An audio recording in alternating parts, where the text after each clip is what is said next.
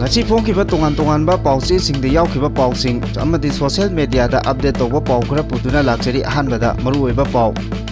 kuki changba thingba mayokda WCKCSO na NIS2 da matam kaktaba economic blockade chathaba hokre kuki na khangtabda kokhiba economic blockade na Imphal Dimapur lambi da truck mayam ama panduna leire border town Morega yamna nangna leiba Myanmar ki manung chanba Lalim village da Myanmar junta ki matak lal horiba TTA KNB amadi PDF ki apunba kangbu amaga military junta ga akan mamongda hauji khut thongnari point ahum da lenga ka yanaba purakpadagi nagana changsin ki ba khongjang handokre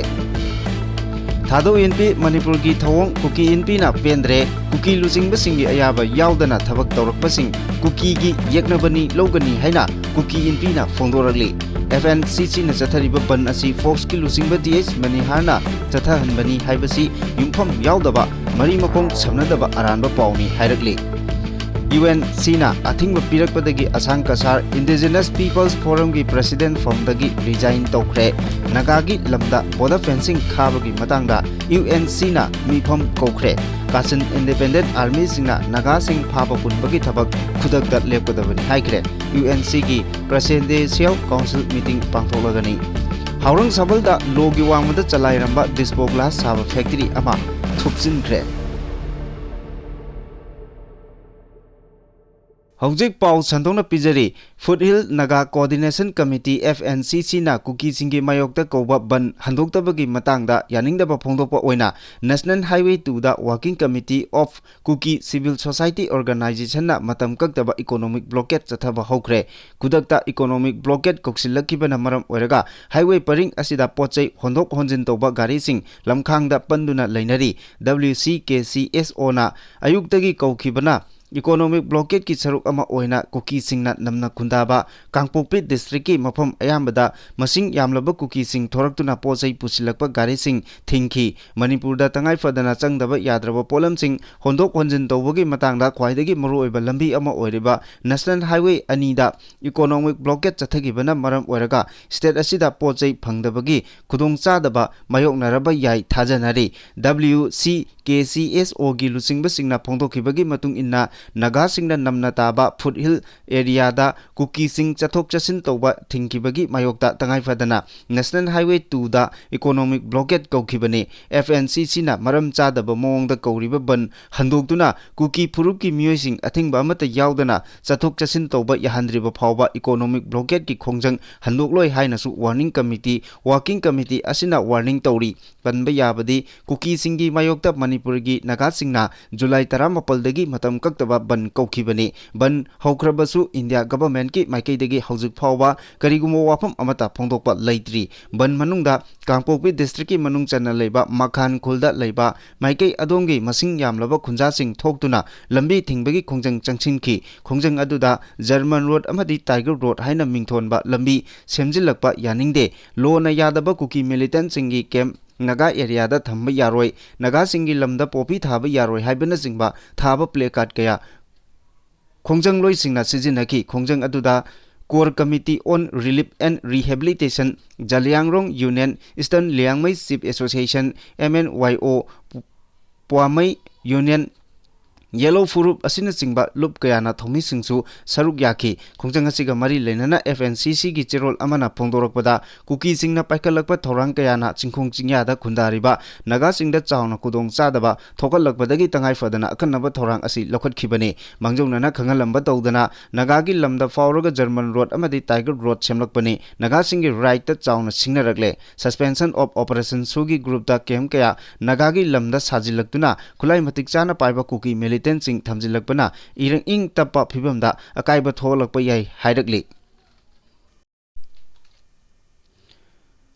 Point ahumda Naga singa lenga ka yasinaba porakpadagi Naga singi kongjang handokre yasinnakiba point ahum adudi Tiger road German road semada lengangna ayaba pikiba leite yengsillaga action lauragani su agreement designated camp singi matangda Naga singna singnariba wafam state lengakna center ka kupna khanaragani ahumsuba point da popi thaba mafam singda amuk hanna survey tawduna manghanbagi thabak chathaba hauragani haina thajaba pirakre Foothill Naga Coordination Committee FNCC amasung Manipur लेंगाक अनी की मरकदा यानबा अमा पुरकपदगी जुलाई 19 दगी Naga एरियादा cookie चंगबा थिंगबगी खोंजंग चंगसिलंबा अदु हंदोखरे मणिपुर लेंगाकी माइकैदगी FNCC दा वारी सानबा खंगलकपदगी नुंगथिल पुंग मरी ताबदा FNCC की मिहुत कांगबु अमगा मणिपुर लेंगाका सेक्रेटेरिएट साउथ ब्लॉक ता लेबा commissioner home N Ashok Kumar के ऑफिस दा वारी साबदा नाकल अनी की मरकदा यानबा अदु पुरकपा ngamkhibani मणिपुर लेंगाकी माइकैदगी commissioner cum secretary home N Ashok Kumar अदुगा FNCC की माइकैदा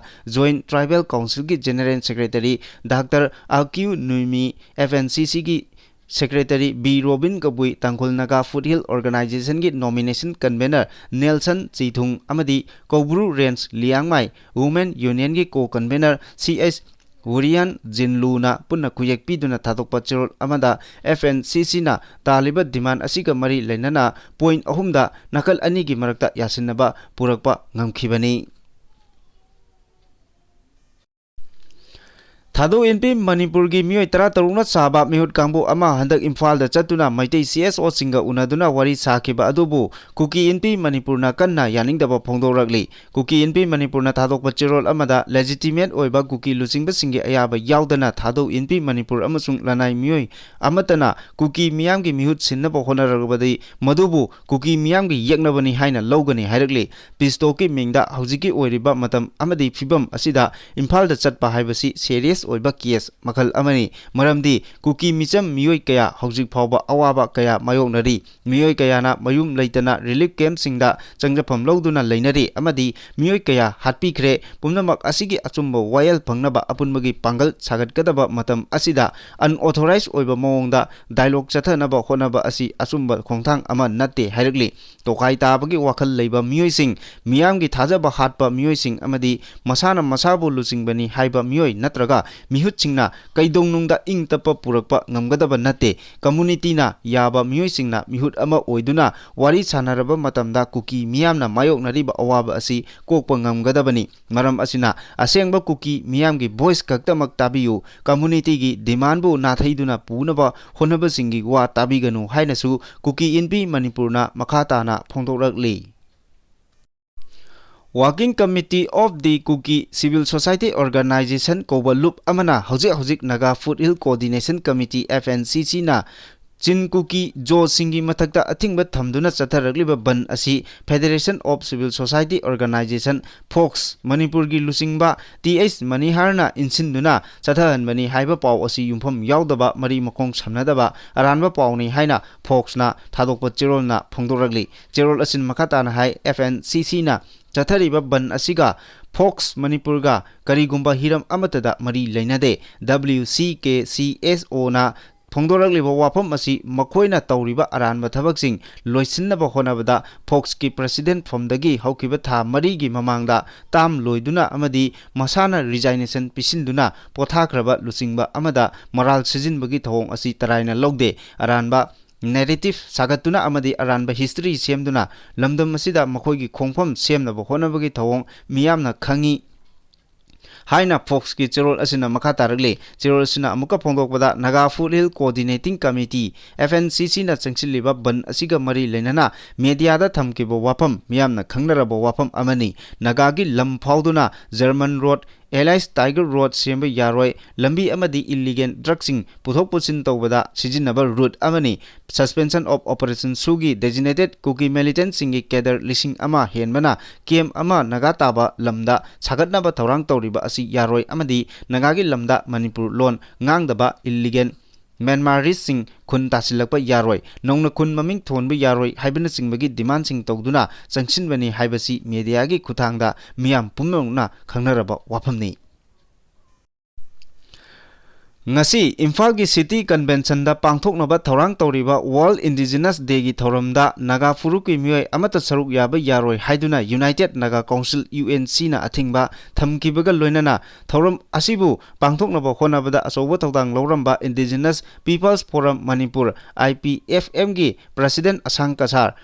Mahangna Pairamba President Fomdagi Thadokibaga loinana thoram aduda saruk yararoi haikre hiramasiga mari lenana Asang Kasarna Mahangna from Thadokpagi Chirol ama Indigenous Peoples Forum gi Vice President da Pisingkre from Thadokpagi Chirol aduda pallibadi ngasi Imphal da pangthokadoriba World Indigenous Forum Day Lisingani Kunmangagi Thorum Asi Nagagi Apex Body Ama Oiriba UNC na Lowkiba Firep Amadi Makoigi Wakalon Adubu Ikai Kumnaba Utuna Pam Tatopagi Firep Asi Lowani Hairi Nakal Amaromda Northeast Indigenous Peoples Forum NEIPF Guwahati Head Office Assamgi Chairman Anup Setiana Kuyek Piduna Tadokba Chirol Amana Hairibana UNC na World Indigenous Day Lisingani Kunmangagi Thorum Imphal da Pangthoknaba Honabada Asoba Thodang Loriba Asang Kasarda Kihanbagi Tabak Chathariba Asi Yaningde Angakpa Phawi Naga Furuki Ichil Inausing Amadi CSO Singnasu IPFM na Loriba Thodang Asibu Khangbiduna Handak Thorakliba Wafam Asi Lebak Miyamgi Mamangda Seranana Chatkhidanaba Honaminasi Hainasu Phongdorali Cherak Asida Indigenous Peoples Forum Manipur IPFM gi President Oiramba Asang Kasarna President gi Pam Thadokhibaga Loinana Vice President Oina Thopuramba Rohan Philemna Indigenous Peoples Forum Manipur gi President in charge Oina Pam Puhokre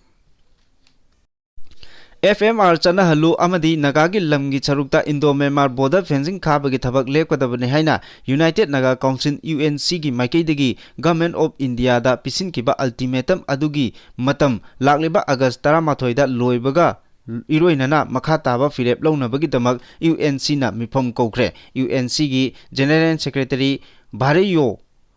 Satchangna Kujek Piduna Thoki Bachirol Amana Lakliba August 13 gi Ayupung 13 taba matamda UNC Secretariat Office da Emergency Presidential Council gi meeting ama pangthoklagani mifam aduda FMR natraga border fencing gi matangda kupna wa khanagani loinana makataba khongjang singi damak phirep logani mifam aduda tribal ho singi president singna sungsoi soidana saruk yagadabani hairakle Chahi achigi July 19 da Myanmar da base tawba Kachin Independent Army Tekti dagi Naga Army 300 phajin kiba adu asoi angam yaudana thadok kiba adugi damakta thagatpa phongdorakli makatana Naga youth singda target tawba amasung phaba punbagi thawong chathaba lepiyu haina Naga Student Organization na thadokba chirol na khangalagli chirol asina makatana hai Kachin Independent Army amasung masiga chatminariba NEDA gi Maikaidagi Naga Youth Singbu Atamnana target tawduna phaba punba amasung tathi thawoina tawbagi thabak khudakta lekwadabani NCSCN GPRN gi Maikaidagi su lupsing asiga ungkhanabagi mahuta puning phathana thabak tawnaba appeal tawrali nakal ani gi marakta khut thongnabagi thawngsing chathaba tarabadi Naga amasung Kachin gi miyamda awaba kaya mayoknagadawribani community ani asi ngalingai matamdagi itihas ki oiba mari leinaba amasung Awaba kaya khangminarakpa Kanglup Singni marab aduna luraba tanpam asida nakal anigi marakta corporation pinaduna santi leina thabak tawminana basu appeal tawri marak asida ENDA gi Maikaidagi Naga singi mathakta aranba claim kaya tawrakiba adu yumpham yaudabani thong asina nakal anigi marakta ungkatnaba hena thokongani hairakli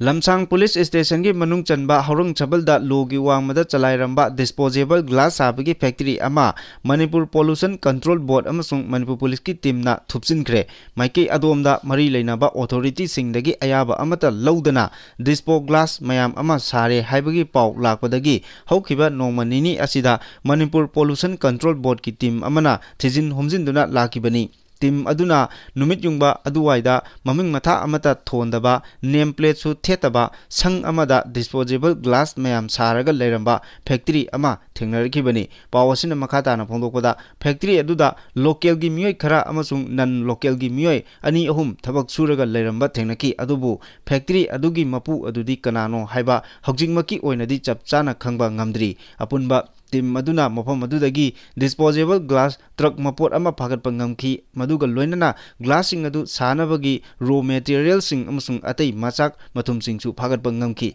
factory adubu chalaibada sijinariba machine sing adu seize tawkhre numidang wairam phawbada factory aduda lairiba polam sing adugi list khongatpagi thabak chathaba maramna karamba polam sing fare haina utkadagi haiba khangdri Laibak thiba thawdok amada Bespana Tatada thomjinbada mioi ani sire ama sokle lambigi laibak thiba thawdok amada ngarang numidang pung 8 rom taba matamda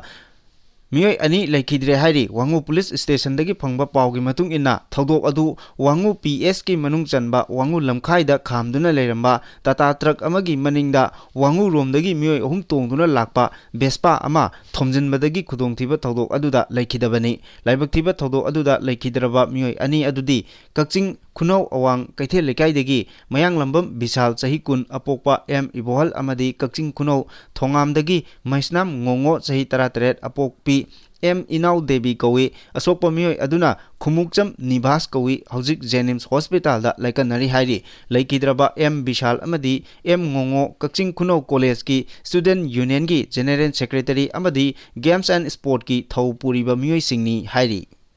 मखा तारकपदा मपालम की पाव मतेक अमतंग update पिजरी US president Donald Trump की तारीफ की मतिक चाबा पाउकुम पीगदबने हाइना कांग्रेस एमपी शशि थरूरना फोंदोखरे केरला दगी कारकिबा कांग्रेस की एमपी शशि थरूरना यूएस ना इंडिया दा चादा यांखै फाव तारीफ थमजिलखिबा असि पॉलिटिक्स ना मांग थादुना चथरकपा थोंगनी अमसुंग ट्रम्प की थोंग असिदी मनुंगदा अरोनबा वाफम अमा लैरंबा याय थोंग असि इंडिया ना हकचिन लोकम तुई हाइनासु फोंदोखरे सोशल मीडिया पोस्ट अमदा शशि थरूरना हाई चादा यांखै की तारीफना ललोल इतिकता खुदोंग चादबा कया मायोंगना हनगनी मसीगी चप चाबा पाउकुम इंडिया ना यूएस दा पीफम थोई लेबाक अमना फोंगना इंडिया दा तारीफ सिजिनदुना किहलकपा मतमदा इंडिया ना तुमिना लैफम थोकते अदुबु रशिया दगी इंडिया ना थाव लैरिबा असिदगी सरुक अनि हेना चाइना ना लैरिबा असिदी ट्रम्पना तारीफ थमद्रिंगैगी नुमित 34 की मतम पीकी मरम अदुना डोनाल्ड ट्रम्प की तारीफ असिदा इंडिया दा अरोनबा वाफम अमा लैरबरा हाइबगी चिंगनबा पोखल्ले हाइकी मखा तारकपा पाउदना इजराइल ना इंडिया दा मतेंग पांकी हंदक पाकिस्तान की मथक चथकीबा ऑपरेशन सिंदूरदा इजराइल ना इंडिया दा चाउना मतेंग पांकी हाइना इजराइल की प्राइम मिनिस्टर बेंजामिन नेतन्याहू ना फोंदोखरे महाना मखा ताना फोंदोकदा मतम पुम्बदा इजराइल अमदी इंडिया अनेगी मरकता मरुप ओइबगी मतेंग पांगनदुना डिफेंस की लमदा पुन्ना थबक तौमिनगनी लोइनना टेरोरिज्म बु पुन्ना अमतो ओइना थेंगनमिनगनी कुमजा लिसिंग चमापन मरिपु 13 की कारगिल लांदसु इजराइलना इंडिया दा खुलाई कया मतेंग पांकी मदुना इंडिया की लानमिसिंगना पाकिस्तान की लानमिसिंगबु तकथोखिबदा चाउना मतेंग ओइखिबनी इंडिया की प्राइम मिनिस्टर मोदी बु थागलदुना महांगना थाजबा याबा असेंगबा मरुपनीसु हाइकी अथुबा मतमदा बेंगलुरु दगी इजराइल की टेल अवीव योबा फ्लाइट सर्विस लैनबा होनरगनी यूएस प्रेसिडेंट डोनाल्ड ट्रम्प अमदी पाकिस्तान की प्राइम मिनिस्टर शहबाज शरीफ अमसुंग आर्मी चीफ जनरल आसिम मुनीरगा लैनरिबा मरी इंडिया असिदा इंडियाना करिसु पाखनिंगाई लेते हाइरखी मपालम की मखाताबा अपडेट इजराइल डिफेंस फोर्स ना गाजा सिटी खुदुम चन्नबगी थौरांग अमा इजराइल की सिक्योरिटी कैबिनेट ना अयाबा पीखरे थौरांग असिना मरम ओरगा गाजादा मखाताना अकनबा मोंगदा खुद थोंगनरप याबगी फिबमदा लेरे सिक्योरिटी कैबिनेट की मिफम अमा ngasi nungtil pung ama rom chumna pangthoklaba matungda gaza city khudum channabagi thorang asi ayaba pikhibani Israel gi prime minister Benjamin Netanyahu na gaza strip ki mafam pumnamak khudum challagani haina su phongdokpa laikhre मखा तारकपा अरोइबा पाउदा editorial कलमदगी मचंगोइबा पाउ अमतंग लखोचरी थादौगा मैतैगा इम्फालदा उनबा इंगतपा पुरकनबगी लंबी नक्सिलगले ताकपने कुमजा लिसिंगनी कुलुमदोय मे अहुमदगी मणिपुरदा थोकिबा कांगलुप की इरांग असिना मरम ओइरगा वाखल मपुंग फाना खनबा ngamdriba कांगलुप अनिमकी मियोय Kharna येकनबा ओइना लौनरकी मयुम मकै मै थानबा औबा हानबा अमसुंग अमना अमबो मांग ताकलसनु हाइबगी वाखलोंदा थबक तौनदुना लाखिबा सही अनिगा था अहुम फाजिलगले इरांग असी लाक्सिनबा सेंट्रल गवर्नमेंट मणिपुरदा प्रेसिडेंट रूल थमजिलकी मदुगा लोइनना मसिंग यामलबा सिक्योरिटी पर्सनल सिंग थाजिलक्तुना नाकल अनिमकी मियामबो असोय अंगाम थोवंदनबा यामना कन्ना होनरकी हाइबसी खुदिंगबकना खंगनै कांगलुपकी इरांग हाइबसिमक्तबो महौसागे फिबमदा हंजिलहनबा मतम चंगी मयाइदा लेपलगा कनागुंबा खरना ताइसिननबा होनद्रगदी मतम यामना सांगना इरांग थोई हाइबसिसु मणिपुरना खुदम ओइरगा अदुमक खंगबा ngami थोक्लबा इरांग सिंग हौजिकती सिक्योरिटी फोर्स ना अकन्नबा थौरांग कया मरुम लखोलकपदगी पामदबा थौदोक वाथोक सिंग थोखिद्रे तंपाक अमसुंग सिंगी मफम कयादगी मची मचित अमसुंग चबुन ओइना तांकक कयादा नोंमै अमसुंग अतै हाना सुनबदा सिजिनबा मचाक सिंग फागतपा ngamkhre यामद्रबदा नोंमै 1500 हेना फागतखरे हाइना लौबा यारे मसीमंगना खुदकी ओइबा हाना सुनबा अमसुंग अमना अमबु कीबदा किनबा अदुदी मयाई चमनखरे अदुम ओइनमक कुकी सिंगी